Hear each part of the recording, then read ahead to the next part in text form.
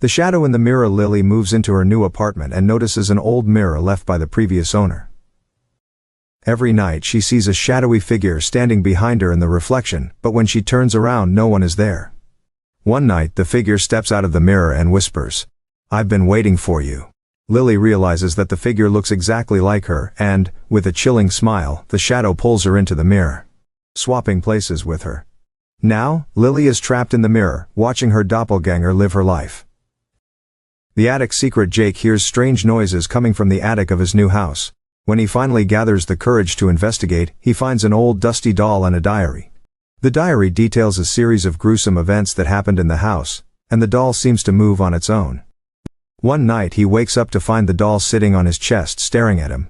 Suddenly the doll speaks in a child's voice, revealing that it contains the spirit of Jake's long-lost sister who disappeared years ago. As he tries to process this, he realizes he can't move, he's paralyzed, and the doll is taking over his body.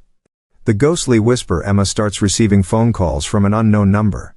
Each time she answers, she hears nothing but a ghostly whisper saying, "I'm coming for you." After a few days she realizes the calls are coming from her own phone number. In a panic she rushes to the police, but they dismiss her concerns. That night she receives another call and hears her own voice on the other end saying, "I'm already here." The lights go out, and when they come back on, Emma finds herself in a dark abandoned house, her phone showing the date of her own death, which is today. The haunted painting. Sarah buys an old painting from an antique shop. As soon as she hangs it in her living room she notices the eyes of the painted figure seem to follow her.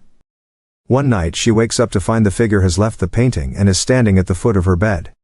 In a panic she smashes the painting, only to find herself trapped inside it, watching her own body be possessed by the figure.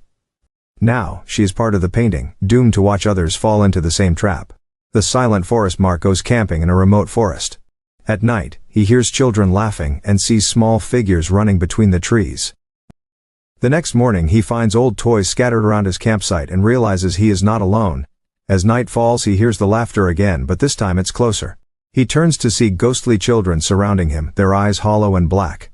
They reveal that they are the spirits of children who were sacrificed by their own parents centuries ago. Mark tries to escape, but finds himself rooted to the ground, becoming the next sacrifice to appease the forest spirits. The phantom roommate. Julie gets a new roommate who seems perfect at first. However, she starts noticing that her roommate never eats, sleeps, or leaves the apartment. One night, Julie wakes up to find her roommate hovering above her bed, eyes glowing with a malevolent light. She confronts the figure, who reveals that they are the ghost of the previous tenant, who died under mysterious circumstances. Julie tries to flee, but finds herself unable to leave the apartment. The ghostly roommate then reveals that Julie will take their place, becoming the next phantom roommate, while they move on to find a new victim. The forgotten graveyard. Tom and his friends explore an old forgotten graveyard at the edge of town. They find a tombstone with Tom's name and today's date on it. As the sun sets, ghostly figures rise from the graves and start closing in on them. In a panic, Tom tries to leave but finds that the exit has disappeared. The ghosts reveal that Tom's ancestors made a pact with dark forces, and now it's time for Tom to fulfill the deal. He watches in horror as his friends are dragged into the ground, and he realizes he's the last one left. The ground opens beneath him, and he is swallowed by the darkness.